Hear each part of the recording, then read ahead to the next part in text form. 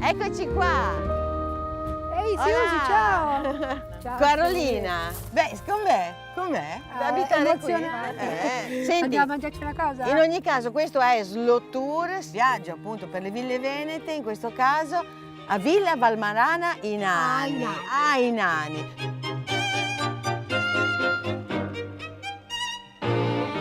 Nani perché li abbiamo visti all'entrata, ci sono tutti questi nani, poi c'è una storia bellissima, magnifica, la storia di La Iana, una nana. Non sono io. E neanch'io. Slow Tour. Carolina Valmarana, proprietaria della villa e curatrice editoriale, mi mostra un libro per bambini che racconta la leggenda della principessa Nana. Una versione bella e positiva, al contrario della vera leggenda un po' crudele della nana che si suicida per amore. Guarda come sono romantici, uno da una parte e dall'altra della porta. Ma ecco i bambini che attendavamo. Sono già arrivati, si sente, che vengono a visitare la villa con la scuola. Allora, siete della classe? C?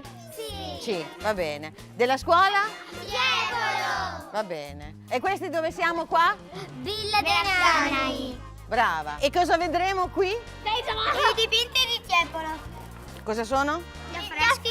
Gli affreschi. Ci mettono della matita e poi mentre è fresca la dipingono. Bravo! Ma com'era la storia originale della nana Ayala e dei nanetti di Villa Valmarana? C'era una volta un re e una regina che abitavano in questo bel palazzo. E a un certo punto nasce una bambina. Ma questa bambina è... Bassa. Il padre che era dispiaciuto perché diceva dopo magari quando è grande va in giro, tutti sono grandi, lei resta piccola, la prendono in giro. Come facciamo? Facciamo in modo che sia sempre a suo agio, no? In quella piccolina al mondo grande. Cosa facciamo? Facciamo così. La chiudiamo dentro a questo giardino, a questo castello meraviglioso e costruiamo tutti i mobili piccolini, tutti a sua misura. Però le persone che devono stare dentro a questa casa come devono essere? Piccole. Piccoline anche loro, bassette anche loro, brava. E dice perfetto, adesso mia figlia ha tutto un mondo alla sua misura, non ha più bisogno di niente. Ma scusa, è una stupidaggine però. Come una stupidaggine? Vabbè, scusate, è una cosa giusta? No! Scusate, lei avrà diritto di vedere tutto il mondo? Sì! Ma allora è giusto che stia rinchiusa? No! Perché allora deve conoscere amici Appunto.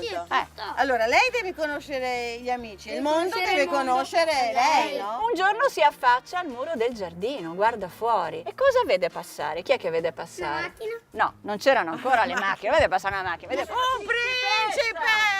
un principe, ma meraviglioso, alto, altissimo. I principi, si sa, sono alti e meravigliosi. Però, cosa succede? Spiegamelo bene. È piccola, invece il principe è grande. È grande. E come Come fa? facciamo? Mi tocca saltare. Cosa fareste voi, scusate? Scavalco il muro. Riscavalco il muro, vado via.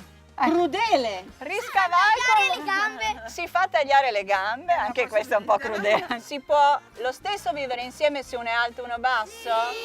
Può funzionare questo amore? La leggenda ci dice che il principe fa come aveva detto lui, cioè quando vede che è bassetta, cos'è che facevi tu? Vabbè. Va via, scavalca il muro e se ne va.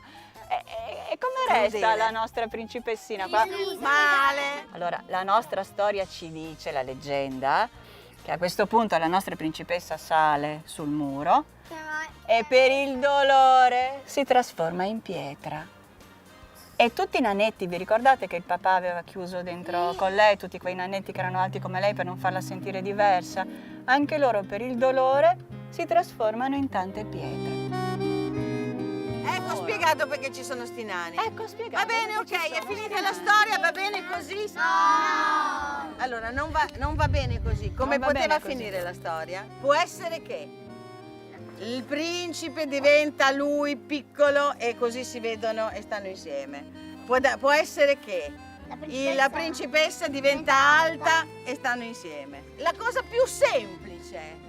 Quale poteva essere? l'accetta. Che trovava un altro principe. Oh, che trovava un altro principe. Che l'accetta. Lei si innamora, lui si innamora di lei C'è e a un'altra questo punto soluzione. loro... cosa succede? Si sposa. Innamora. Oh!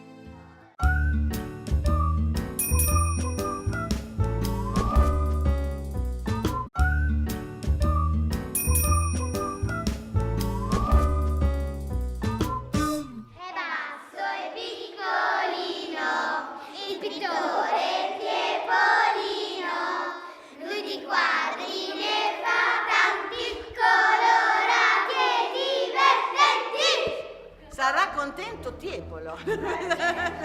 Forse Villa Valmarana è meno monumentale di altre ville palladiane, ma ha una ricchezza straordinaria sulle sue pareti, gli affreschi del Tiepolo. Tiepolo affrescò la villa con immagini ispirate a 5 poemi epici: l'Iliade, l'Odissea, l'Eneide, la Gerusalemme liberata e l'Orlando furioso, prendendo spunto da storie d'amore e di guerra dove le donne fanno sempre una brutta fine. Però avete visto che bello? Sembra un film in 3D che noi ci siamo dentro. È incredibile, vero? È un colossal. Qual è la prima cosa che notate in questa parete che è grande? L'oggetto particolare che notate? Il coltello. Bravo, il coltello che sta per ferire il petto di una ragazza. Questa ragazza è Ifigenia, quello lì è l'indovino calcante. Succede che il papà di Ifigenia, che si nasconde perché ha ragione di nascondersi, guardalo qua, questo qua si nasconde la faccia. Nasconde la faccia. Certo, perché lui vuole andare in guerra, fare la guerra contro Troia, ma alle navi a vela, non c'era il motore, non soffia il vento. Allora si chiede all'indovino il motivo della bonaccia prolungata. Sempre indovino maschio, guarda. E scopriamo che c'è Diana, la dea della caccia, è furibonda con Agamennone perché lui ha ucciso un cervo che è sacro alla dea. Allora, al posto di Ifigenia, Cupido porta una cerbiatta a placare le ire di Diana. E se voi vi voltate vedete che le vele e i vessilli cominciano a sventolare, perché appena succede questo la dea fa tornare il vento, si può partire e ci troviamo in prima fila ad assistere al sacrificio di Ifigenia. Forse il pittore ci ha voluto dire qualcosa, che non sono solo cose da guardare così, con distacco. Siamo in mezzo, siamo qua in prima fila, dobbiamo prendere una posizione e dare una soluzione a un problema, in modo che non scatti la tragedia. Non è meglio di Harry Potter? Sì. Allora attenzione, perché qui c'è un'altra stanza, venite a vedere. Che storia sarà questa? Anche questa non la conoscete. Achille? È un poema che voi studierete a scuola, si chiama Iliade, ed è la storia di una guerra, perché di là, vi ricordate il vento che doveva soffiare? Poi il vento soffia, le navi partono, dove vanno? Vanno a fare la guerra. La guerra di Troia. Sì. Hai idea di cosa sia? No. Vabbè, No, ma per carità. Lo farai alle medie superiori, all'università, quindi ce n'è. Però vale la pena, perché è uno dei poemi più importanti veramente della storia. Chi sono questi due? Quello lì l'abbiamo già visto, quello lì è Agamennone, quello che si nascondeva dietro al mantello. Adesso questo qua è Achille. Stanno litigando per una schiava. Questa qua bella, Briseide, era la schiava di Achille. Agamennone la voleva lui, e stanno per litigare, ma quella lì è la dea della guerra che li ferma, lo ferma per i capelli e gli dice: no, non potete litigare fra di voi insieme dovete fare la guerra. Senti, comunque, come finisce la storia? Come finisce? Finisce che la povera Briseide, che non è niente contenta, viene consegnata ad Agamennone, che solo da come è messo si capisce che è un po' prepotente, E il nostro Achille cosa fa? Va a piangere la mamma. Mamma, mi hanno portato via la mia schiava. E la mamma sta in acqua perché è una divinità marina. Se lei dice: guarda, va bene, vado da Zeus e vedo cosa si può fare per consolarlo. Certo che è incredibile, Tutto questo non c'è, è solo colore sulla parete, però noi vediamo una storia, vediamo della gente, vediamo delle cose che succedono. Pensate che roba, bellissimo. Quest'altra è la storia di questa è l'Eneide. E naturalmente che cosa viene raccontata dell'Eneide, di tutte le possibilità? La storia di Cartagine, di quando Enea arriva a Cartagine, viene ospitato da Didone, che i due si innamorano, però poi l'abbandona perché deve andare a fondare Roma. Esatto, deve fare compito da fare. E Didone si uccide. Perché tutti si ammazzano? Per lasciare un messaggio. E qua invece? La storia della letteratura epica è fatta di tragedie e di guerre, dove le donne fanno sempre una brutta fine e dove gli uomini distruggono tutto, in tutte le epoche. La bomba! Oh, mamma mia, proprio la parete di Ifigenia. Mamma, vedi la guerra, che brutta roba? Poi facciamo i poemi sulla guerra. Guardate che roba. Qui invece è Tasso, Gerusalemme liberata. È sempre una storia di un amore che finisce male, perché abbiamo la nostra maga che rapisce il bel soldato biondo di cui è innamorata, ma poi arriveranno gli amici a riscuoterlo dal suo sogno d'amore. Vedi questa lì con i fiorellini in mano, tutto preso, così, gli dicono: ma cosa fai qui abbracciato a questa donna? Tu devi venire con noi a fare la guerra. E anche in questo caso è una, vedi lei che disperatamente tende la mano per recuperare il suo amore, ma viene anche questa volta abbandonata. Insomma, un problema che si potrebbe riassumere semplicemente: fate l'amore e non la guerra. Fiori nei vostri Figli dei fiori, mettete dei fiori nei vostri cannoni. Il problema è sempre quello: se la gente è occupata a fare l'amore, probabilmente fa meno guerra. Fa meno guerre e magari fa più bambini, che sono troppo divertenti.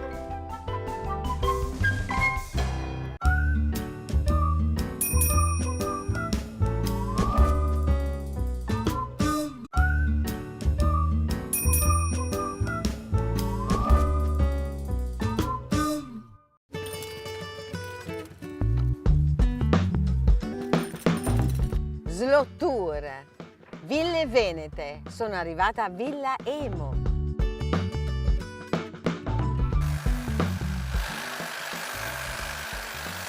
Il parco è meraviglioso, ci sono un sacco di topiaria, no? Cioè di siepi tagliate in un certo modo, e sembra che ci sia un giardiniere che lo fa appositamente, ma è anche un tipo un po' strano e non lo si avvicina con facilità.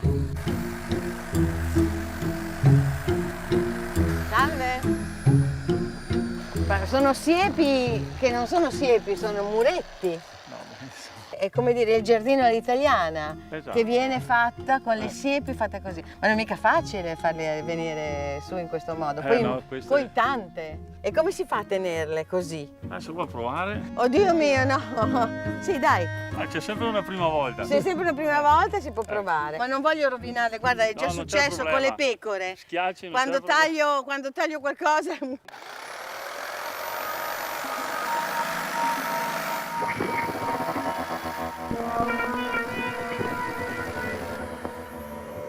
Bello!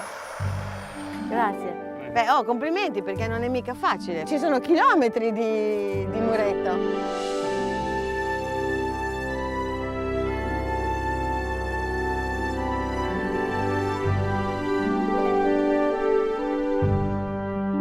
Buongiorno. Voi siete i proprietari di Villa Emo? Siamo i rappresentanti legali della banca e della fondazione, che sono le proprietari della villa. Una banca locale, la banca del territorio, dove cittadini e soci coincidono, l'hanno acquistata per mettere a disposizione di tutti. Beh, bellissimo. Sì. Quindi proprio una salvaguardia di un patrimonio che non era solamente di una famiglia, ma era naturalmente... Patrimonio di tutta UNESCO, l'età. quindi vuol dire patrimonio di tutti. Quindi non siete né duchi né marchesi né conti? Assolutamente no, siamo delle persone normali. Andiamo a vedere, meraviglioso. Poi le pannocchie ai lati.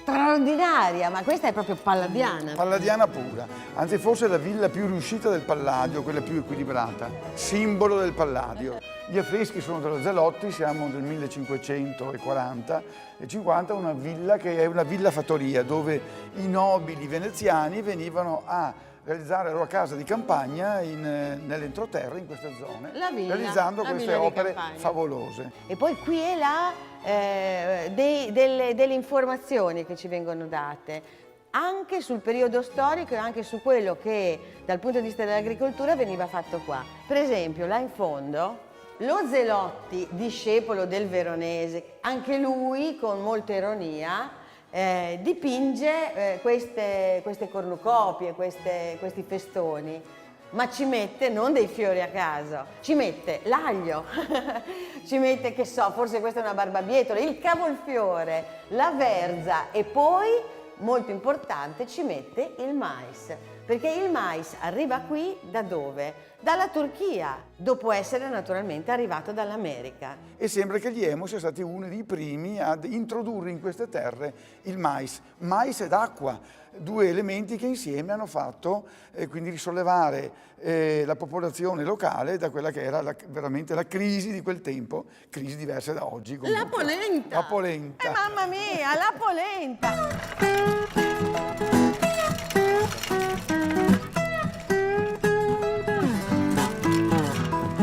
La lavorazione del Gran Turco, come si faceva tempo fa, 4 piante per metro quadrato. Per metro quadro significa un investimento povero per metro quadro, però dà la possibilità Di avere una pianta di dare una pianta robusta con sostegno, altrimenti è soggetto a essere alletato dal vento. E poi si ottiene anche certi risultati di certe spighe di questo genere. Fantastiche. È bio questo, non è stato modificato. Difatti è una varietà autoctona questa. Ma dai, ne voglio piantare nel mio orto.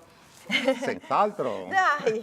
Com'è la polenta fatta con questo? Allora, viene molto bianca, ha un sapore delicato e molto particolare, è indicata per pesce di fiume, per pesce di laguna e soprattutto per il baccarà. Da una decina d'anni lo Food Veneto ha il presidio di salvaguardare e soprattutto di migliorare questa farina e soprattutto il bianco perla. È il vero seme, non è geneticamente modificato No, e quindi se si pianta ricresce. Importantissimo. Grazie.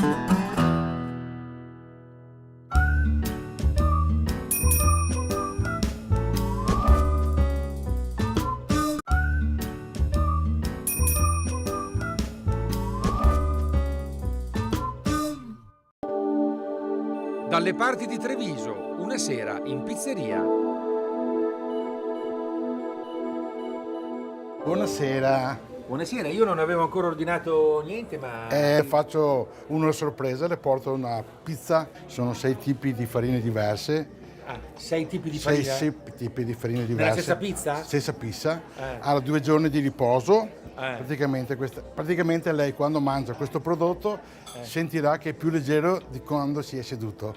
Qui non c'è niente di scatola, sono tutti prodotti di stagione. Qui ci sono le zucchine, c'è della cipolla, c'è del peperone, c'è della zucca.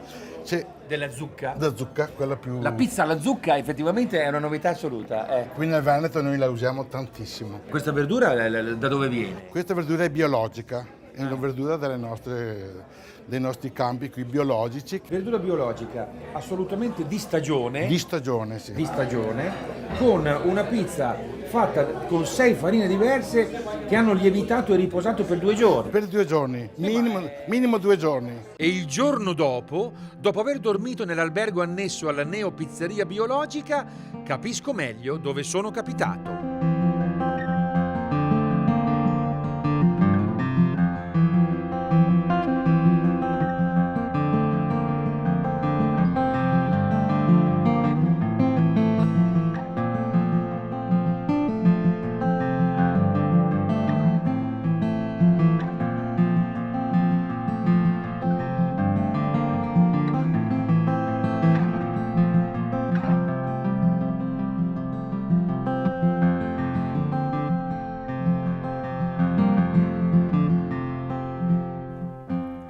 Dalla Zonca.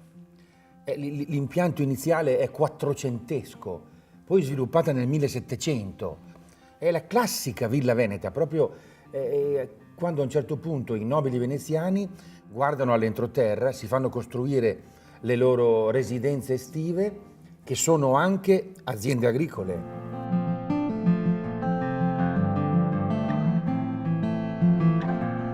Oppalala, e insieme alle scale c'è anche il padrone di casa. Conte Agostino Dalla Zonca, proprietario di questa meraviglia. Sì. Ecco, la vostra famiglia si è sempre storicamente distinta per un certo mecenatismo. Cioè, qui voi avete accolto da sempre la gente che veniva da fuori. Una volta però erano grandi artisti, adesso erano grossi turisti. Sic transit gloria mundi. E il conte è fatalista. Da quando noi abbiamo comprato questa casa verso la fine del 1800, il mio bisnonno, che è quello che l'ha acquistata, ha sempre cercato di ricevere, di tenere, di far lavorare qui artisti, musicisti, scrittori, pittori. E in effetti la villa è piena di opere d'arte e la residenza è preziosa in sé. Una volta la risorsa economica era la terra. Queste ville hanno sempre rappresentato, diciamo così, il segno dei tempi. Adesso è il turismo. C'è una, come dire, una riconversione anche economica. C'è una riconversione economica. Queste case che una volta erano solamente il centro di un'azienda agricola, da una conduzione a mezzadria sono diventate a conduzione diretta e molti dei nostri mezzadri si sono riacquistati la terra, giustamente, poi oggi stanno molto meglio, sono tutti quanti benestanti, dobbiamo cercare altre fonti di reddito per la conservazione, diciamo, di questa struttura, e quindi per far questo abbiamo preso uno dei fabbricati di servizio, l'abbiamo trasformato in un relais che ci sembra abbastanza bello, nel quale noi poter offrire una ospitalità e contemporaneamente anche far vedere, visitare quello che ci sforziamo di conservare per i nostri nipoti. Cioè noi turisti godiamo di queste eccellenze. E il vostro contributo aiuta a mantenere e a conservare questa Ma in questa questo cosa. mondo senza i turisti, come potremmo fare? Guarda, abbiamo acquisito, una volta erano quelli del Grand Tour che arrivavano, no? Erano pochi ma buoni, adesso siamo tanti e meno buoni, però insomma il senso è quello lì. Quando lei legge nelle cronache, quando Byron è arrivato a Venezia, è arrivato con 8 servitori, 3 cani, un pappagallo, persino una scimmia, ha preso in affitto un palazzo. Oggi credo che un turista così non lo trovo, che venga qua con la scimmia e il pappagallo. Ma poi non so se augurarglielo.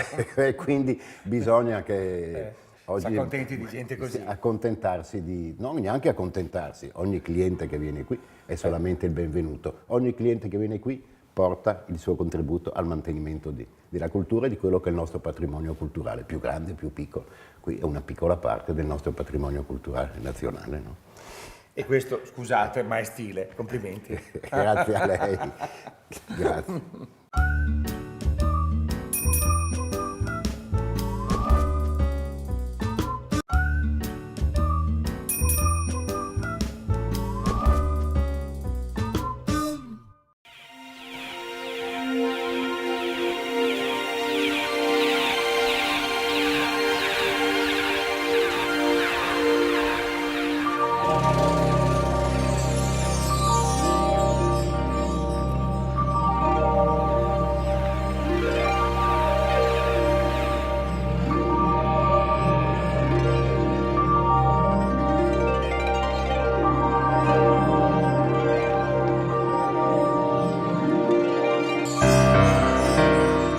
Questi posti hanno sempre una storia ed è sempre una storia affascinante. Vedi per esempio quel pezzo di palazzo là, quello là nasce come castello medievale, attorno al 900-1100 d.C. arrivano dalla Germania i Trixen. I Trixen erano germanici, erano guerrieri, erano soldati di Ventura, arrivano qui, fanno quella fortezza e naturalmente fanno pagare gabelle a quelli che passano. Poi i Trixen in qualche modo si ingentiliscono, diventano Trissino e a un certo punto nel 500 c'è un Gian Giorgio Trissino che è raffinatissimo, è un mecenate, addirittura cosa fa? Scopre uno scalpellino, un bravo ragazzo, uno insomma un promettente e lo fa studiare a Roma, diventa il Palladio. Dopodiché scrive una commediola, un brogliaccio, un'idea e quello sarà praticamente il nucleo della storia di Giulietta e Romeo che Shakespeare poi svilupperà. Questa è la storia di questi posti. E allora dal torrione medievale iniziale poi nasce la villa. Nasce la villa nel Settecento dove tutto è massimamente ingentilito e reso fastosissimo.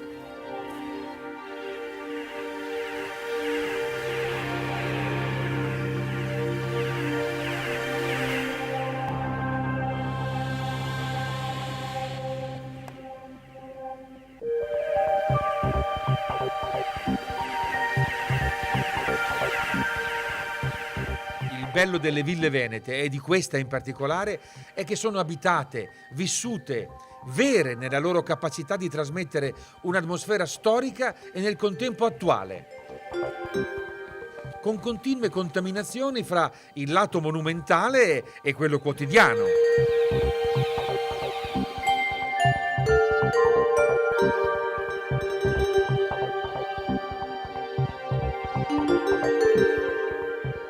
La villa a un certo punto è stata acquistata da Gaetano Marzotto per suo figlio Giannino, che l'ha curata e ristrutturata.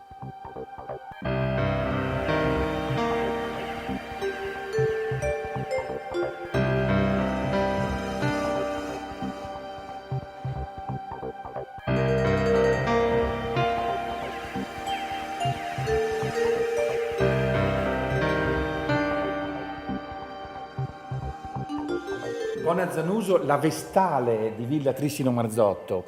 Bellissima la villa, meravigliosa. Questa sala è un po' spoglia. Ma va là. Dai, non c'è niente? Ma dai. Vabbè, questa è la sala del tesoro, posso dire. Sì. Questa è strepitosa. È la sala in cui voi avete la collezione di arazzi, che hanno una storia. Sì, una storia anche molto divertente, molto rocambolesca. Allora, intanto è probabilmente una delle collezioni private più importanti al mondo, completa. La committenza è Gonzaga, la famiglia Gonzaga ha bisogno di arredi da viaggio, i nostri plaid da picnic, tanto Arredi da per viaggio? dirla. Sì. E sarebbero questi arazzi qua? Sì. Peseranno 1 tonnellata a testa? Esattamente, ma avevano aiuti. Ho capito. E li usavano così come tappetino da mettere Il sotto? plaid da picnic, la tenda, fare vabbè. ombra, eccetera. Erano tempi così. E allora? Esatto. I disegni sono di Raffaello e Giulio Romano, per cui abbiamo a che fare con 2 artisti importantissimi. La realizzazione è la casa Pannemacher in Belgio, quindi sono fiamminghi. E si disperdono a un certo punto in giro per il mondo? Si disperdono per il mondo per fortuna, perché gli arazzi sono molto rari, perché spesso quando c'era un attacco, un'aggressione a un ducato, a una famiglia, il saccheggiatore li bruciava, perché i bagliori che si vedono sono i fili d'oro d'argento con cui sono tessuti. Siccome sono molto pesanti da trasportare e da rubare, cosa facevano? Li bruciavano, scioglievano il materiale prezioso, lo mettevano in tasca e scappavano via. Questi si salvano perché la famiglia Gonzaga viene a sapere di essere attaccata e la vende degli antiquari per fare cassa per la fuga. E quindi vengono dispersi in giro per il mondo. Gaetano Marzotto, il padre di Giannino Marzotto, ne vede 2 a Palazzo Donat alle Rose a Venezia, se ne innamora e da lì parte in questa avventura di voler ricomporre la collezione completa. E il figlio Giannino invece aveva la passione delle automobili.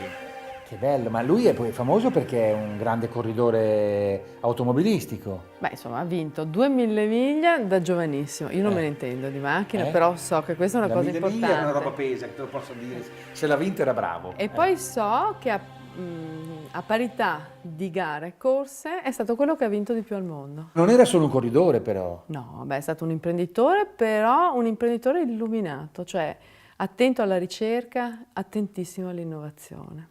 E certo che voi del Nord-Est ci avete questo pallino, insomma, in qualche modo di inventare le cose, di trovare nuove idee. Ancora qui riuscite a produrre, a esportare nel mondo, cosa difficile per l'Italia. A proposito di innovazione, andiamo a cena. Andiamo a cena? Andiamo a cena.